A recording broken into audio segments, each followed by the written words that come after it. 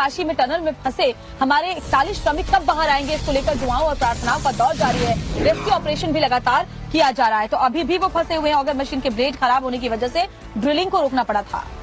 जी हाँ, और सीधा लेटेस्ट अपडेट के लिए बरखा का रुख कर लेते हैं। वो उत्तरकाशी में वहीं पर मौजूद है जहां पर ये रेस्क्यू ऑपरेशन चल रहा है। बरखा भी फिलहाल वहां से लेटेस्ट अपडेट क्या है और जो दिक्कतें रेस्क्यू ऑपरेशन को लेकर के आ रही थी उसका क्या विकल्प ढूंढा गया है?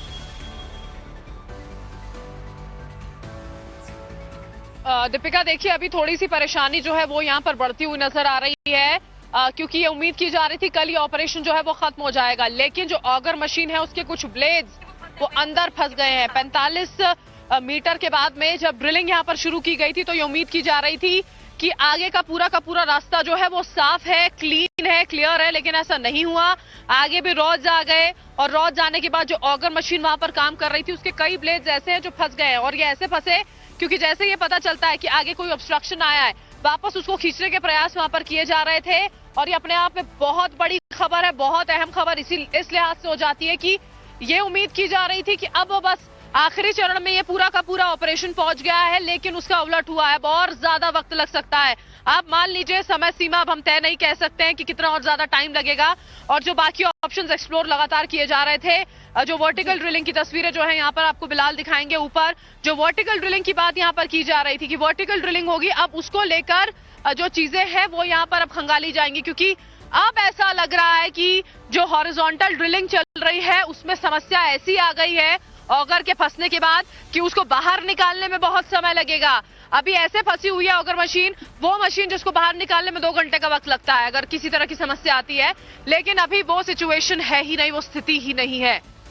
अब वो स्थिति जब नहीं है तो जो बाकी के जो यहाँ पर विकल्प, जो 5-वे प्लान बनाया गया था, उन्हीं पे काम करना होगा। अभी बाकायदा देखिए एक बैठक जो है वो भी इससे जुड़ी हुई यहाँ पर होगी। तमाम एजेंसी, तमाम अधिकारी अब इस बात को खंगालेंगे, जांचेंगे जब आगे का जानकारी दे रही है।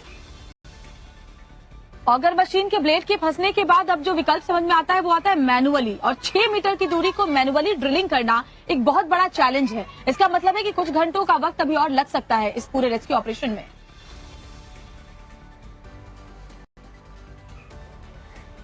श्वेता, और सिर्फ 6 मीटर की दूरी नहीं है, 6 मीटर से भी ज्यादा का फासला जो है वो तय करना है। कल अधिकारियों ने बताया था कि 2 पाइप्स जो है वो पुश किए जाने। 2 पाइप्स का मतलब होता है 6-6 मीटर के 2 पाइप्स, 12 मीटर।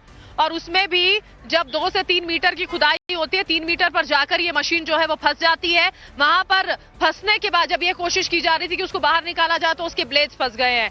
अपने आप में बहुत बड़ा टेक्निकल ग्लिच है ये ऑगर मशीन, जो आराम से आसानी से बाहर निकल जाती, टाइम लेती, वक्त लेती, लेकिन बाहर आ जाती।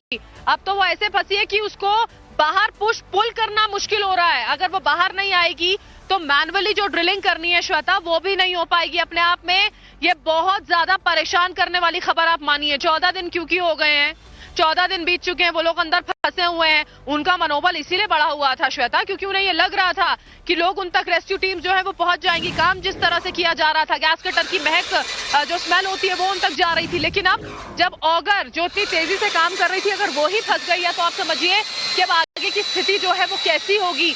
अब इसी वजह से जो ये बाकी वैक्यूएशन प्लान है, देखिए श्वेता, वो बनाए गए थे।